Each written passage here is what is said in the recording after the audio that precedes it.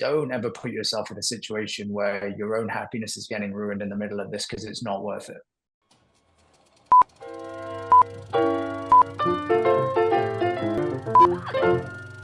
Not have an SD card. Rip. Tragic. Welcome back to episode 12 of the Hags Podcast. We have another very special guest today. Very exciting. Jimmie, why don't you go ahead and introduce him? This is Sidhartha Mallya. Hi. I'm going to read off the roster. He is an actor, a model, an acting teacher, a filmmaker, and then I got some of the stuff online, so if you can debunk if I'm wrong. Team director, an author, #1 national best-selling children's book, field hockey player, content creator, and supporter of ours. So let's welcome Sid. Yes. Hi. Yes. Thank you. I'm excited to be here. No, thank you. Thank you for taking the time to do this. Yeah, seriously. Thank you. Of course. He is the acting teacher at the studio that me and Emily both go to, called the Anthony Gilardi Acting Studio. If you've heard me talk about having to write a poem and do a stand-up comedy, he's the one who made me do it. He's and the rap. Yeah, the poem that was a rap. That was the rap. Yeah. So I would have paid money to see that. Mm-hmm. Oh my God. Yeah. Oh, we'll do it again. Again. We can do it live on here. We can do it live for sure. Yeah, Okay, she's a natural. Yeah. So I'm going to jump in because I'm very curious, because I thought you were born in London, but apparently, and I know I've found this out recently, you were born in LA and then spent majority of your life in London. So do you have like any dysphoria from that? And then you also lived in India. How do you feel like your like childhood was shaped from having feet in like 3 different parts of the world? It's funny that you asked that, because it's definitely something that's had an impact on me through my life.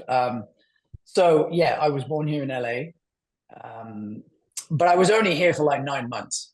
So I wasn't shaped in any way by sort of growing up in Los Angeles, because I was too young. And then my parents moved to the UK. They come from India to have me, I think specifically in the US, just because back in 1987, it was better than having an Indian passport. Yeah. If you were born here. And that was just like kind of something that people did. So I was born here, and then like 9 months old, I moved to the UK. Grew up there for the majority of my life. Where in the UK did you live? In a place called Surrey, which is a county just south of London, like 45 minutes south of London. So it's the countryside, but because the UK is so small, it's still very close to like the city center. But yeah, I was out in Surrey. I went to boarding school out there when I was 10 years old. I was in the UK until I was 22. And then I went to India for 2 years, spent two and a half years in India, and then moved to LA in 2012. I thought you spent longer in India. No. It was in terms of like actually being there, it was only for that short period. But again, because my family was because my family was from India, I'd go back like during the school holidays and stuff like that. So I was like consistently going to India. Mm-hmm. But what's funny is that to answer your initial question, like did it sort of play any part in kind of like I guess on my mind growing up? Yeah, definitely, because I look like I do. So growing up in the UK, I was too Indian to be British. And then when I went to India, I sounded like this, and I was too British to be Indian. And I sort of, I guess, felt like I sort of kind of fell down the middle and didn't really belong. And then I come to Los Angeles, and even today, I mean, I was talking to my wife about this and a friend. I sometimes even feel like I'm an outsider here. Like I've been here for 12 years, but I don't sound like anyone here.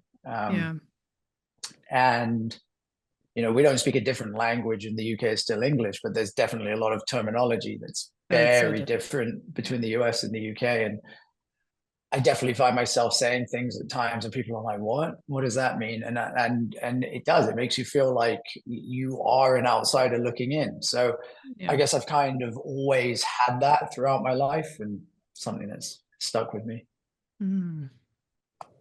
Yeah, that's horrible. And your culture, like growing up, and I mean culturally, not even just the things that I mean, so much is different from the UK and London, and then to also add the ethnicity component into it is really tough. So I am just curious, you were in London, okay, you went to school for a business degree. So why did you always want to be an actor, or did you, because I saw you went to school for a business degree, you like started brand development for Guinness, and then you helped establish green initiatives for a cricket team, and then you went to acting school. I've had quite an interesting path to this, but I think so. For the business is because I come from a family of a pretty successful business out of India that was started by my grandfather and my dad. So it was a family business, and you know, being at the time I was the only child. So I guess it was, you know, it was kind of like instilled in me from a young age that like this is what I was going to do. You know what I mean? It was like a family thing, like generation to generation. So I perhaps from a young age made peace with like, okay, this is what I'm going to do. So I went to university to study business. A little side note on that, and I actually talk about this in my book. I applied to go and do politics, but I didn't get the grades to get in. So business was kind of like the backup. Business is where everybody goes when you can't get the grades. But it was like obviously my dad was really happy. He's like, yeah, this is going to serve you better than learning about political science. It's tangible. Yeah. And I did it with the idea that I was going to go into business. My family business is alcohol. We make alcohol. And instead of going straight into our own family business, like I was like, okay, I think it's going to be better if I go and work outside for a year and get that kind of like outside experience, which I did. And that's how I ended up at Guinness. At a company called Diageo, which is the parent company of Guinness in the UK, doing that for a year. Oh, crazy. Honestly, I think the other reason why I did that was because I was trying to prolong staying out of India for as long as possible. So I was like, yeah, I can do another year in the UK. And then inevitably it's like, okay, well, now it's time to go back and learn the ropes because the business was based in India. And again, it was worth being there to learn it. And I got there. But when did you realize... Oh, sorry. No, sorry. Just felt horribly out of place. And I think I know what your next question is going to be, but finish it. I was just curious, like, when did you realize this wasn't for you? Like when you... Yeah. Okay. So now I'm going to come on to that because it all... Okay. How do I say this? I think everything in life, and this goes, I think for everything, we can have an idea of something, but until you really experience it, you don't really know what anything is. And I think I had an idea of like business was for me and living in India was for me until I got there. And I was like, wow, this is a huge culture shock. And again, because of the family business, we're pretty well known, the family name and everything. So I, by proxy, I guess, got pretty well known and started getting media attention and all that sort of stuff. And I found myself kind of under a microscope for the first time in my life and being picked apart for sort of everything I did. And I guess I didn't realize how much of a toll that was taking on me. But then within our business, the alcohol, we had a lot of other things that we did. And one of them was sports. And one of them was, we owned one of the franchises in the cricket league there. So that was like my assignment to go and run that And that's where I think I realized that, sitting behind a desk wasn't what made me not just happy, but also wasn't what was going to get the best out of me. I'm a very sort of like interactive person. So doing the cricket stuff, it was very interactive with the people that I met, and there was a lot of travel, and a lot of it was like, you were working up on your feet as opposed to sitting behind a desk. And then as a result of that, my profile kind of grew, and I was then asked to do a lot of modeling, walk the ramp and shoot for brands and all that sort of stuff. And then the magazines came along and all wanted to do features. So, I was shooting the cover of GQ and stuff like this. Crazy. And this is in 2011. So, I would have been 22 or something. And I realized I was a lot more happy when I was doing the sort of creative stuff, whether it was in front of a camera or whether it was even in the world of business, but when I was able to create something, that's when I was like, okay, this is where I'm the happiest, and this is where I actually feel like I'm able to operate to the best of my ability. And then I was asked to do talk shows, and I was on screen doing talk shows, and then I hosted my own talk show during the cricket. And then people were like, you've got a presence on screen, you speak well, and all of this sort of stuff. So then that's when I was like, oh, okay, maybe there is something to be looked at here in front of the camera. And it went from there. Was it hard for your family to accept that you didn't want to work in the industry? Like, was it hard for you to tell them that actually I want to be creative, like I want to be an actor, I want to work in this space, and I don't want to continue the thing that has been in my family for generations? Yeah, I think it was difficult for my dad, but I got to say, like, he took it amazingly. And I remember having the chat with him about it, and he was like, look, at the end of the day, you've got to do gone are those days where, like, Asian families can be like, you either do this or he's like, you got to do what makes you happy. And he's like, but make sure you find what you do, you love it. He says, the reason that I can sit 18 hours a day in an office is because I genuinely love what I do. Yeah. So find what it is you love. And I did. Yeah, that's incredible. So when you realized you wanted to do the creative thing, go into acting, you then went to school at the Royal Central School of Speech and Drama. Yeah. How was, like, was that scary to do something? I always get nervous about like something like learning acting in such a technical space where you're there every day. And then like, what was that experience like?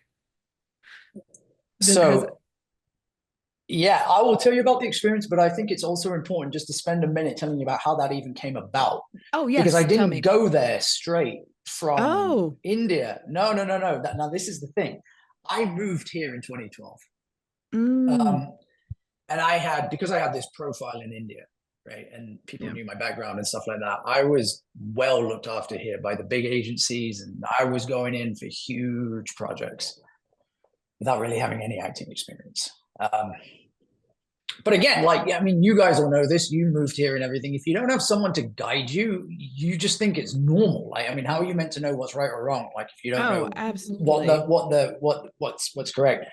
And it was clear that I was going into these rooms not having a fucking clue what I was doing. And I started working at our studio with Anthony in 2012.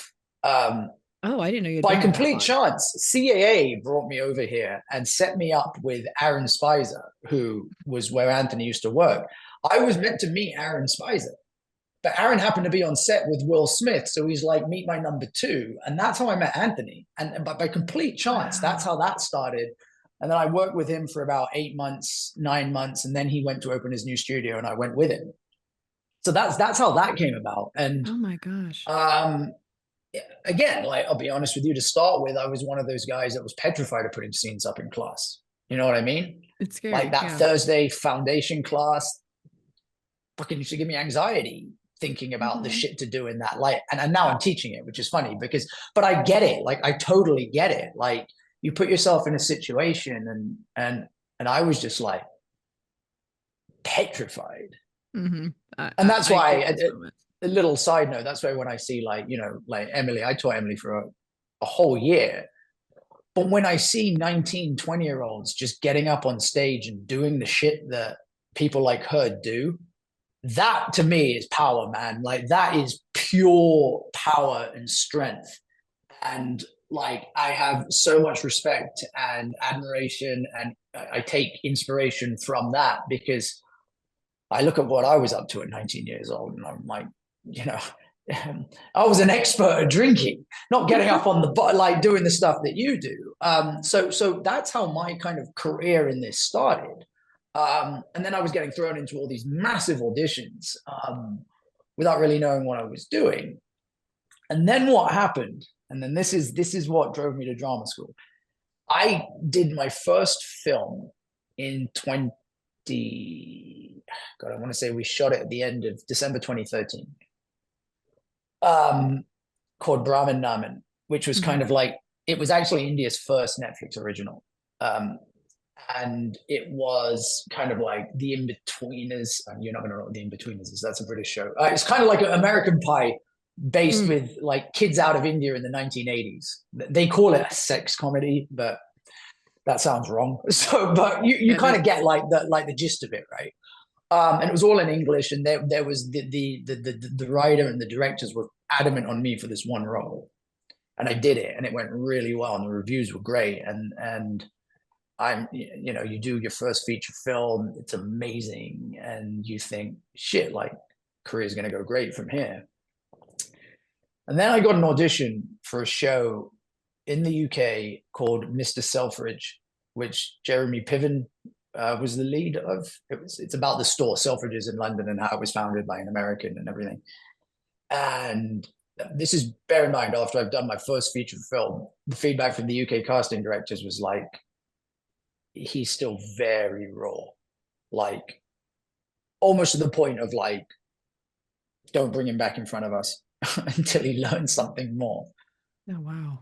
And the UK industry is very like, you know, and then they said he hasn't gone to drama school, he hasn't done anything. And again, like the UK industry is very, very big on being classically and professionally trained. They're like, you wouldn't go to a dentist that hasn't got a dental degree. Why should we hire an actor that hasn't got a drama degree? And again, the industry there is so small. So I guess the opportunity to take chances on people aren't as big as perhaps it is in the US, just purely because of the size of it. Mm-hmm. And I was like, you know, fuck this. I'm never going to put myself in a situation like that ever again, where someone was going to tell me I can't do something because I don't have something. Mm-hmm. So I spoke to my agent, my manager here. I told Anthony, I said, I'm going to go to drama school in the UK. Now I had to apply an audition. I had to go to New York and audition for it to even get in. Yeah. And then once they accepted me, I was like, yeah, I'm going to go and do this for the year, do a master's. And honestly, it was the best year of my life, simply because of, did I learn anything extra that I perhaps couldn't have learned in LA? Maybe, maybe not. But the fact is, when you're forced to do it every single day for 8 hours a day, it's very different than doing it twice a week, right? Yeah. So the growth was exponential in terms of that. And there's only 20 of you, so there's like no space to hide. Like you're there and you're exposed, and these teachers aren't afraid to call shit out. And you know, it's like one of those traditional British drama schools that when you walk up the staircase to go there, it's got the names of everyone that's walked through those halls engraved onto it, like Laurence Olivier, and they don't let you forget who's been there before you. I know, it's got a great alumni. Yeah, like, you know, it says Carrie Fisher, Vanessa Redgrave. I mean, you're seeing all these names, and it's like, the idea is kind of like to remind you of like, look, people have been here before you, people will be here after you, respect the space kind of thing.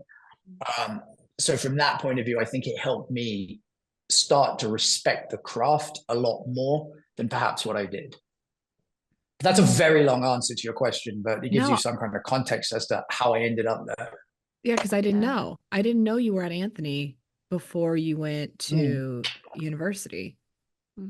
And did that's the like casting inspiring to hear your progression of how you've gotten here, because I like so often look at people like you and Anthony and I'm like, they're so smart. How did they think about this? Like when coaching, and I'm like, will I ever be there? So like seeing like how you've grown that far and like started out like being really green, that's so inspiring for me to hear, and like others, I'm sure. Yeah. No, Yeah. that's sweet of you to say. And I think actually the reason I am able to teach the way that I do today is because I started there. Right. Mm-hmm. And then you know, when you're teaching others, you can kind of empathize with them because you're like, look, I've been in your situation before. Let me try and help you not make the mistakes that I made. Yeah. Yeah. So that helps. Did the casting directors, when they said that you were green and like needed to go to school, did they say that to your face, or did they say that to your manager and the manager told you? To my agent in the UK. Or to your agent. Okay. Oh man, that's brutal. Yeah. Yeah, it was. I mean, it was hard. Yeah. But then here's the funny thing, right? Let me tell you this. This is the irony of it. Is that so? While I'm at drama school, this film that I shot, this Brahman Naman, premieres at Sundance. Ugh. So suddenly now you're in a film in Sundance, right? And Netflix buys it, and you graduate from the Royal Central School of Speech and Drama. Was I that much better of an actor in 12 months? Probably not, because it takes time for this stuff to settle in. But suddenly they see that shit on your resume. It's like they start looking at you through different eyes. And I think that's something that, I mean, you guys will know this because you are so in tune with not just the craft, but the business side of how this works. Mm-hmm. It's amazing how perception changes with the smallest tiny thing, and then suddenly opportunities come in, not because you've become any better or anything, but because someone's perception of you has changed. Absolutely. I think that is one of the biggest factors in getting into rooms in this industry, is like how people perceive you as successful or not successful based off of credits, who you know, whatever the technical piece is. But oh man. There's someone that told me that Gerard Butler, so Gerard Butler is a prime example of someone that he was a lawyer, right? He didn't even come from an acting background. And then I think his first big thing was Phantom of the Opera. And then he did 300. Was it 300? One of these, right? And then he became who he did. Yeah. But they were like, and I know someone who knows him. They're like, Gerard Butler walks into a room and makes you believe that he knows absolutely everything that's going on, and that he knows it, and he's been acting his whole life. And that's it right there. People are like, cool, like, I'll cast this guy. He at least gives off the energy of someone that knows what they're doing. Yeah. I'm trying to step into that. It is so hard to walk into a space and to take up the space and to be confident. Like that is a skill that I think we're all trying to grow. Mm-hmm. But I think with that, like, sorry, Jim, to cut you off. No. I think that it's hard for people that don't have any substance to back it up. Ooh. Right? Because then it just becomes words coming out of the mouth. You guys, so all three of you, and obviously Cheyenne, I don't know you as well as the other two, but I know what you guys do, and you have the substance. You know what I mean? So when you walk into those rooms, or whoever you meet, it's almost you've earned the right to have that confidence because the goods are there. Does that make sense? And I think maybe if you start reframing it like that and start seeing like, shit, like, look at everything I'm doing. I mean, they got you up in class in front of the studio to basically be part of the business of acting class. You know what I mean? Yeah. Yeah. We aren't just plucking anyone out of the audience to do that. Yeah, that's true. And that in itself should give you that belief of like, no, literally, like, I not only belong here, but I deserve to have the swag that goes with the work that I'm doing.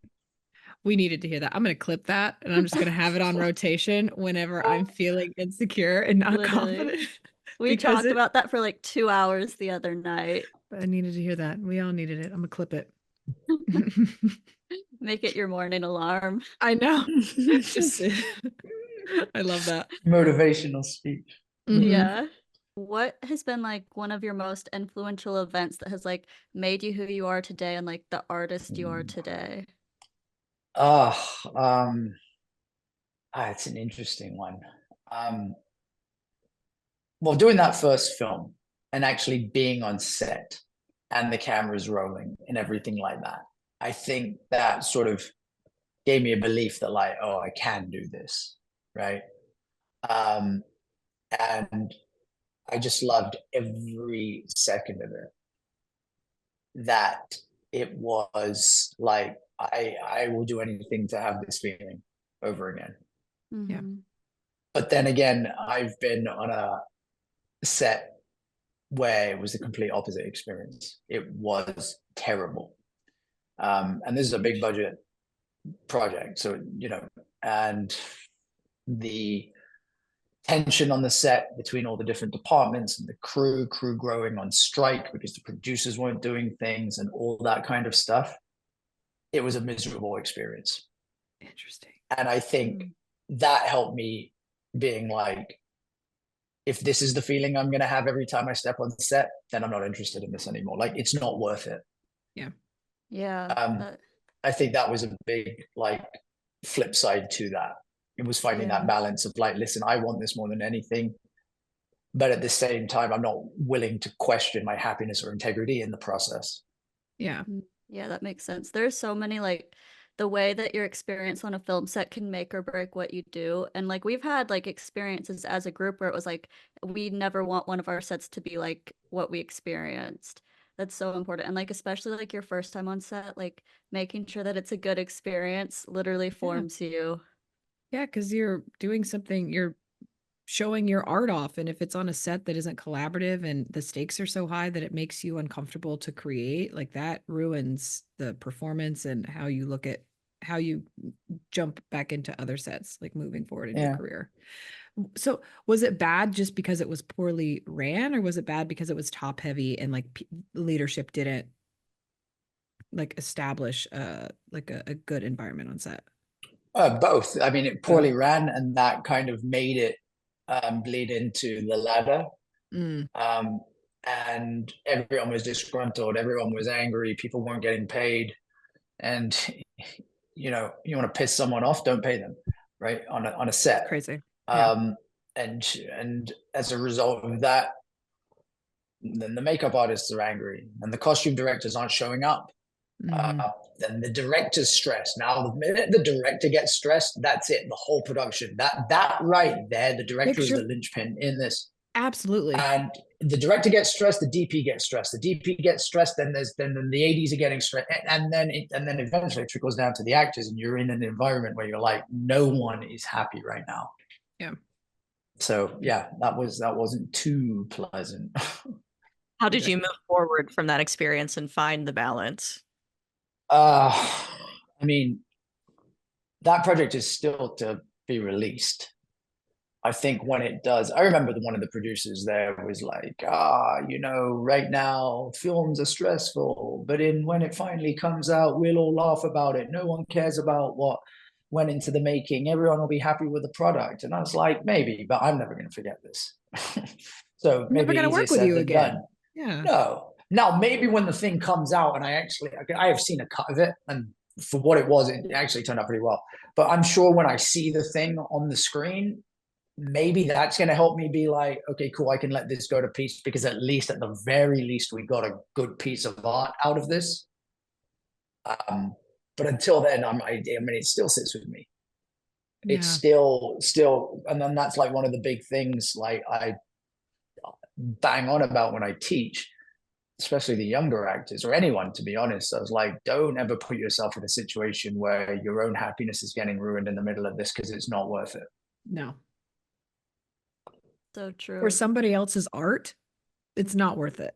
Like, no. I'm curious.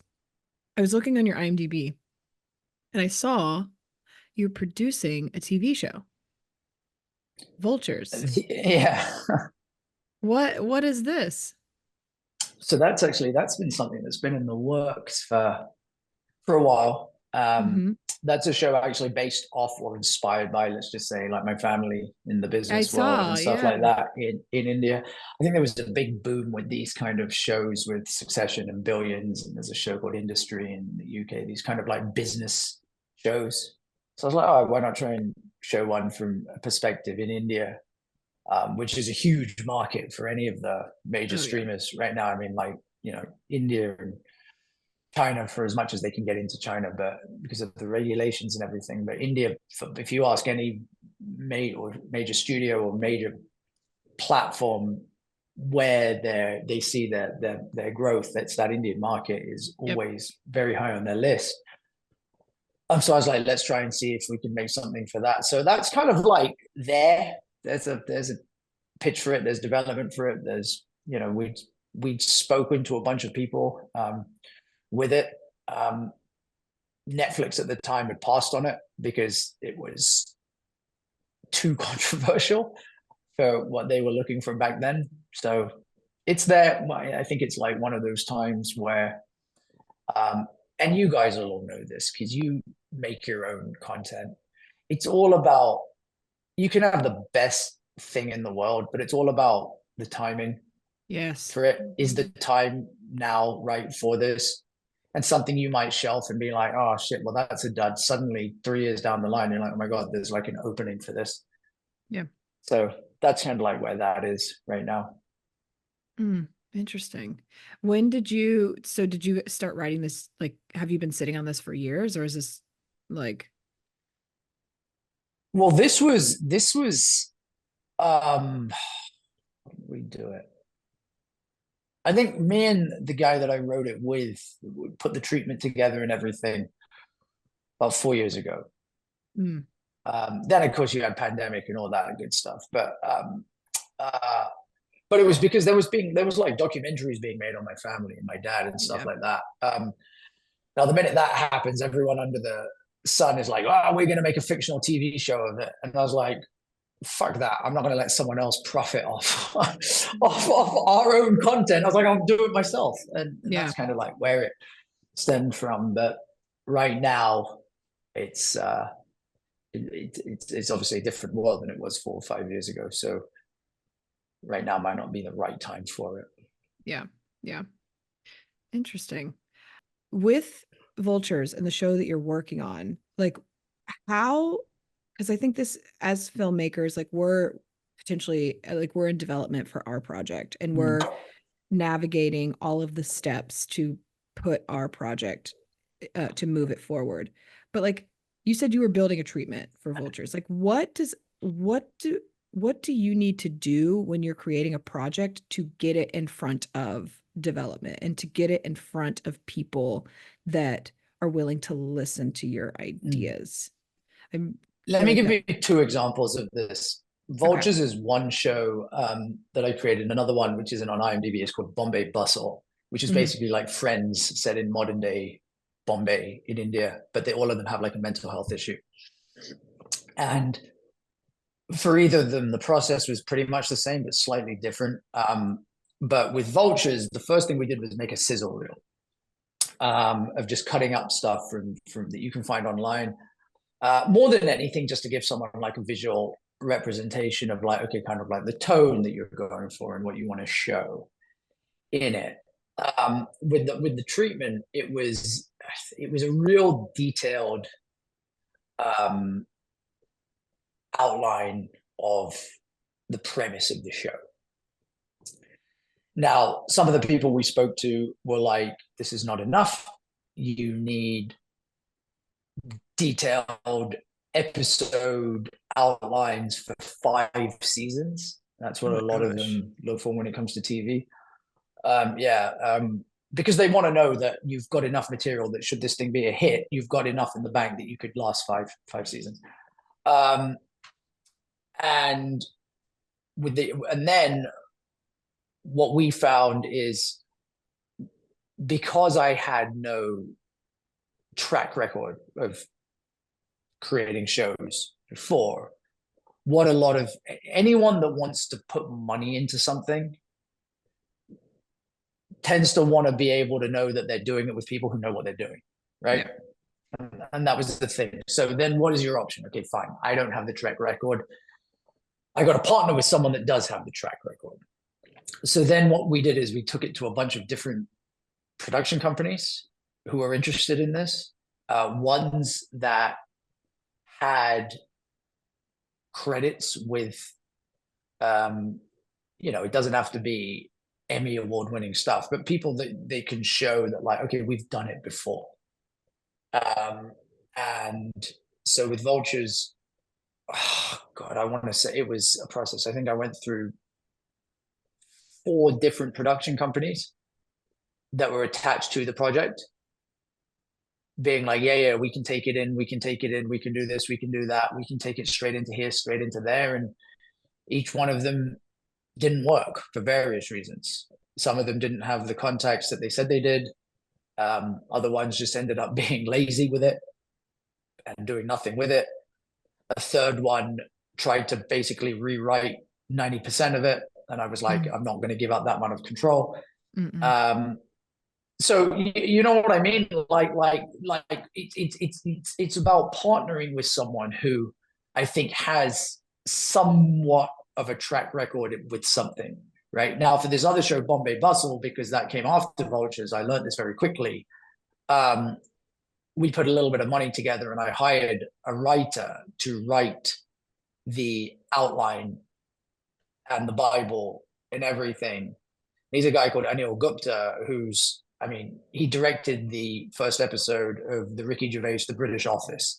Right, he created a show called The Kumars at 42, like half Indian, half English guy, very well known in the industry. Now that was enough to get us into the rooms with buyers, just because he was involved and that name was there. So that's kind of like, am I answering this question right? Because I feel like no, you are. I it's like when we talk about putting a project on its feet, it feels very like esoteric. Like people are like, what does that mean? Like, how do I do that? So it's like interesting to hear what your process was, because people can take that and tailor it to what their experience, like they could tailor it to make sense for where they're at in their career. I think it's like, I think that's the main thing, is that if you don't yet have a track record of doing something, and then it's a freaking double-edged sword, because it's like, well, then if you don't give me the opportunity, how do I make that track record?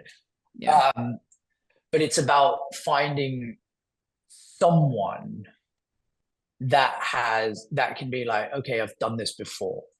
So if there is anyone that's willing to put in money, they can be like, okay, yeah, we can see that this is something viable. This is something that can work. Yeah. Interesting. Yeah, because that's where we're at, and we're in the stages of like pitching our stuff, but obviously on a smaller scale, because I think scale's like relative. I think it depends on like for example, right? You want to walk into, I don't know, one of these big companies, like Skydance, and ask them to fund a $20 million film. You better have people attached to it that have track records in $20 million films, right? If you're looking to raise 20,000, 30,000, then I think it's very different in terms of level of kind of what you need. I mean, and this is something, I don't know, I had no idea about this, but I've seen films where I was like, oh shit, so-and-so is an executive producer on this. And then I've actually spoken to the filmmaker, because I knew them. I was like, how, this was executive produced? They're like, no, they had nothing to do with it. We just said, we'll give you the credit if we can use your name. So sometimes, like, some of the names you see in the credits didn't actually have anything to do with the production of that film. Just up the production value. Yep. That's crazy. But yeah. Interesting. Were you going to say something, Cheyenne? Oh, that's just really good to know. Yeah. Noting that. Yeah, it's sad, but I guess it is true. I mean, it goes back to perception, and it goes back to changing how people look at you, your product, whatever, based off of the credible people that are willing to attach themselves to it. Well, I mean, obviously there are other ways, like, for example, like, and another thing that people do is that, like, if you want to go and shoot a feature film, maybe you go and do a short, like Whiplash, prime example of that, right? He did it as a short, and then they were like, we love this, we'll fund it into making it into a feature. Like, that is another route that I know a lot of people have gone down, and to varying success. It is a way where it's like, okay, now we can actually see a product. Mm-hmm. Mm-hmm. Yeah. We made a trailer for ours as like our little piece of, this is like a little small part of the world we're trying to build, because it just helps giving people the visuals of what the story is, just so they can see it on its feet. And just prove you are capable of making something that's worth for value. Sure. Yeah. Yeah. Completely agree. Yeah. As a filmmaker, content creator, because I know you have a memoir, why did you step into children's books? Like, what was that leap, and why did you decide to do that? So the memoir is all surrounding my experiences with mental health. Mm-hmm. That's actually what the whole memoir is about, is the stuff that I've gone through during my life. And then I thought, okay, how can and then I was like, I'm just going to continue doing as much as I can in the mental health space.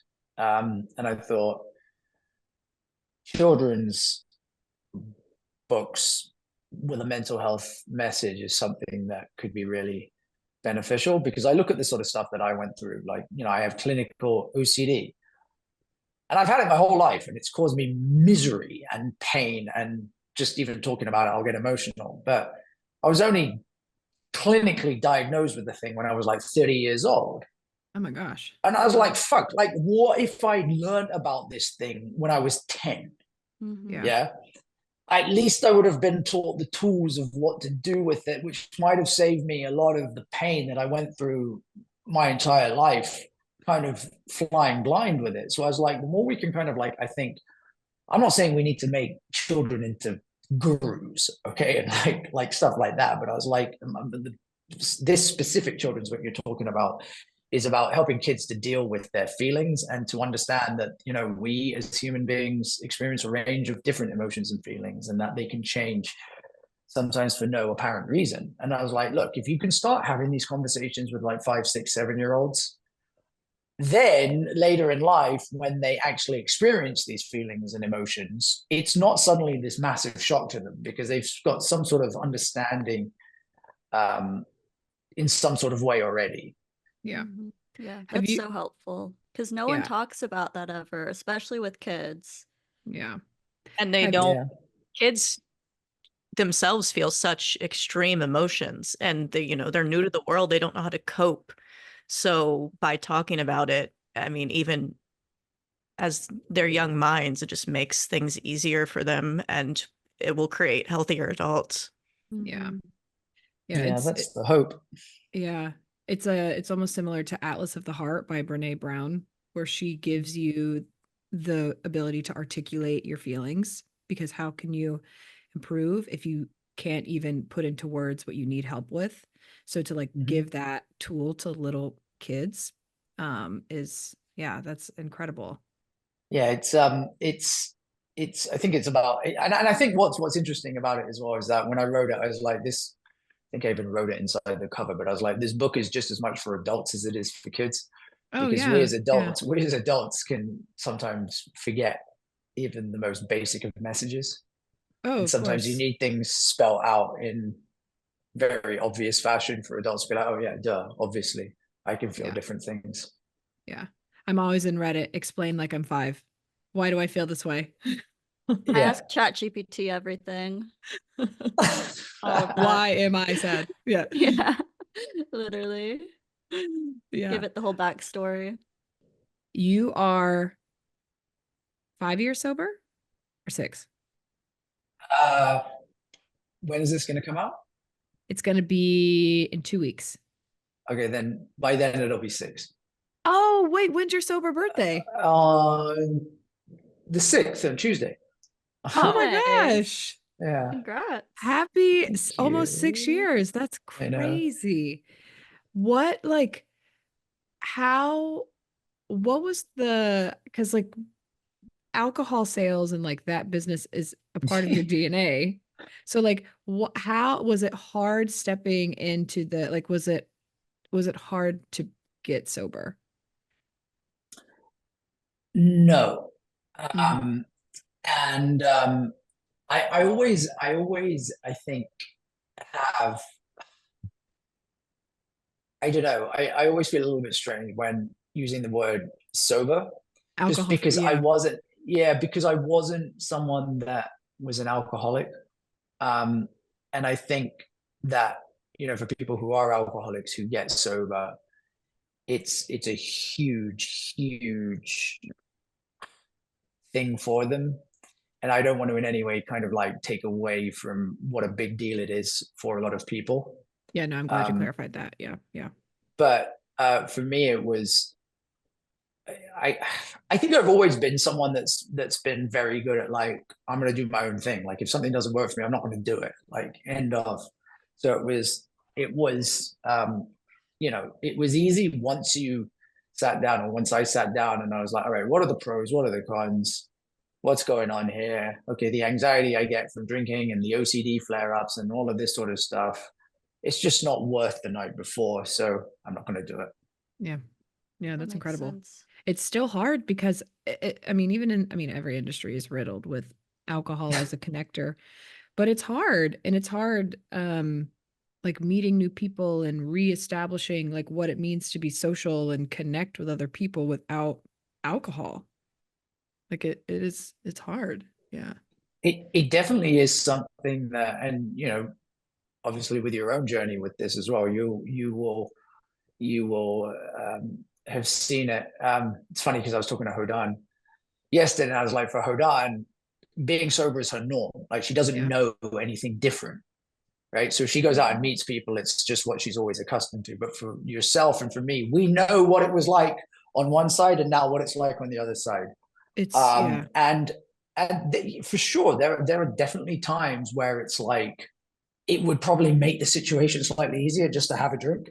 Not even for my own anxiety or nerves or anything, because I'm not the sort of person that's like, I need a drink for like Dutch courage kind of thing, but more to just kind of like, the funny thing is, it's how, and I'm sure you've experienced this, it's how other people start feeling awkward around you. And I'm like, listen, me not having a drink doesn't, you do whatever you fucking want, right? You don't have to start feeling a certain way and uneasy and anxious. So I'm like, sometimes it's almost like I'll have a drink, not for myself, but just to calm you down. Yeah. Yeah. No, completely. Yeah. Yeah. Yep. Whenever I'm out and people are like, oh, you're not drinking. And then they like pressure and pressure. And I'm like, listen, you can get black. You can do whatever you need to do. I'm not going to judge you. I'm on my own journey. So we don't have to be on the same level. But then it's also hard because I'm navigating all of these things new, like dating and like meeting new people and networking with a full cognizant mind.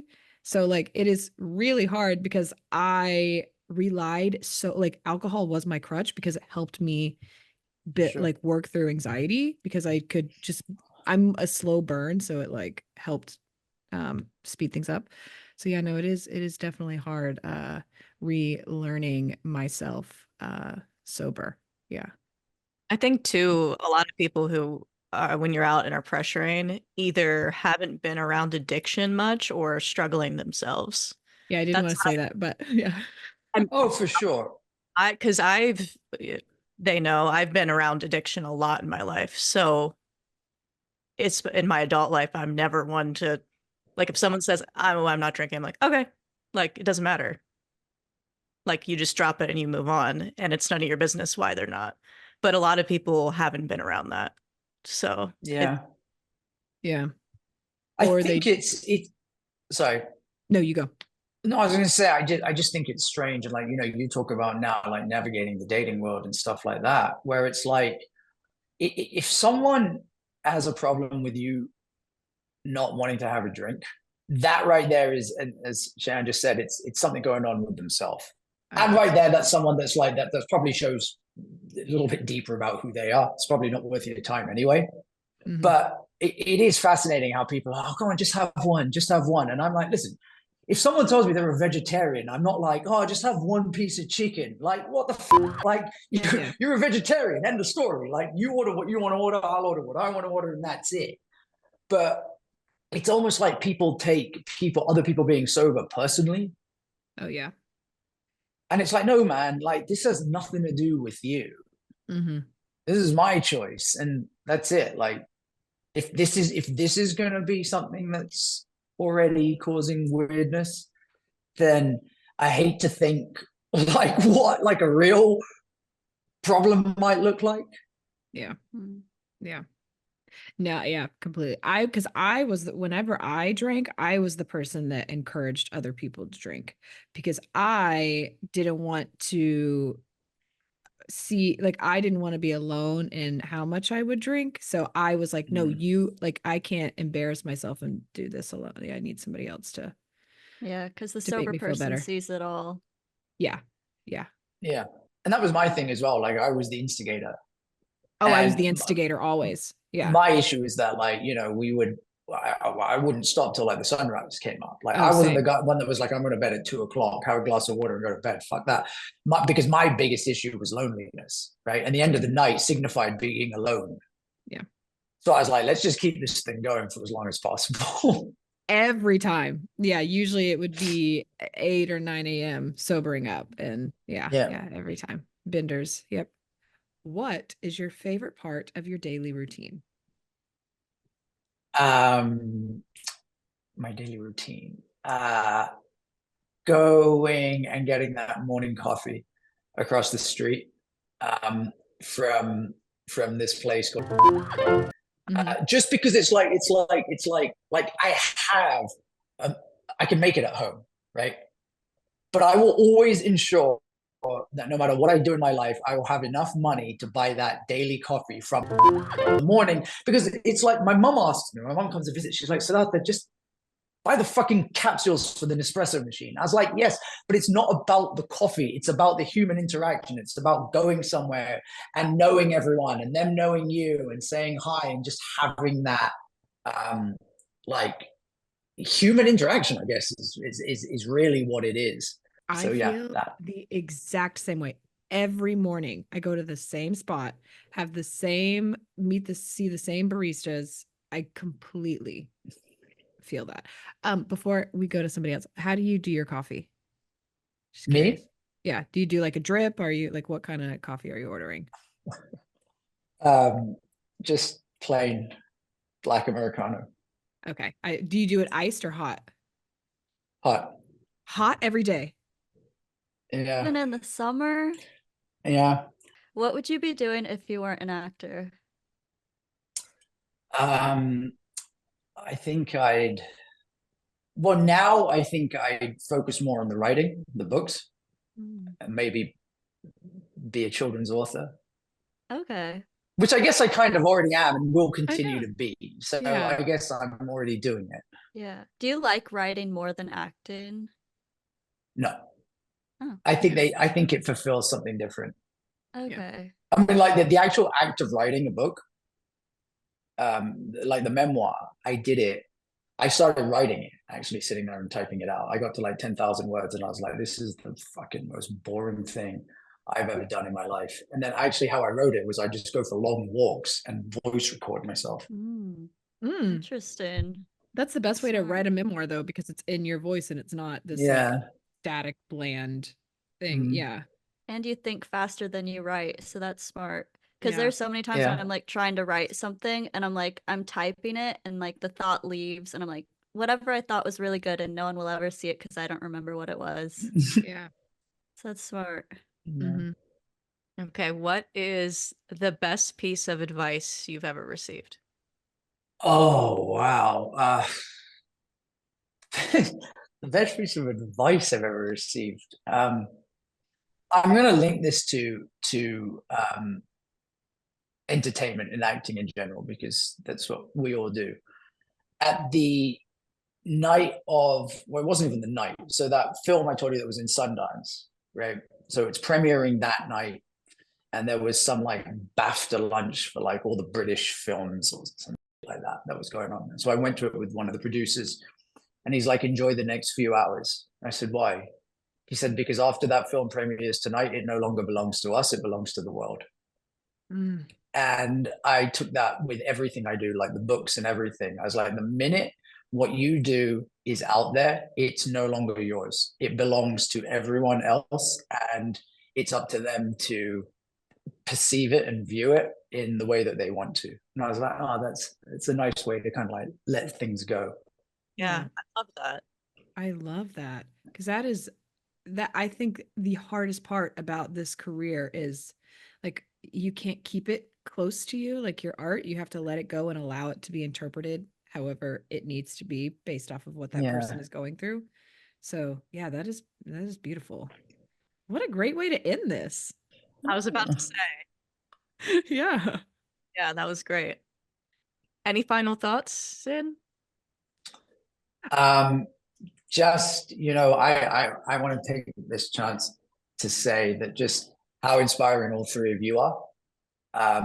And no, I'm serious. Don't cover your face with this because I say this all the time. And I promise you, I tell, you can ask Hodan this, like when Hodan was looking for people to live with, I don't know if she told you this. I was like, go and ask Jimmie and Emily if you can live with them.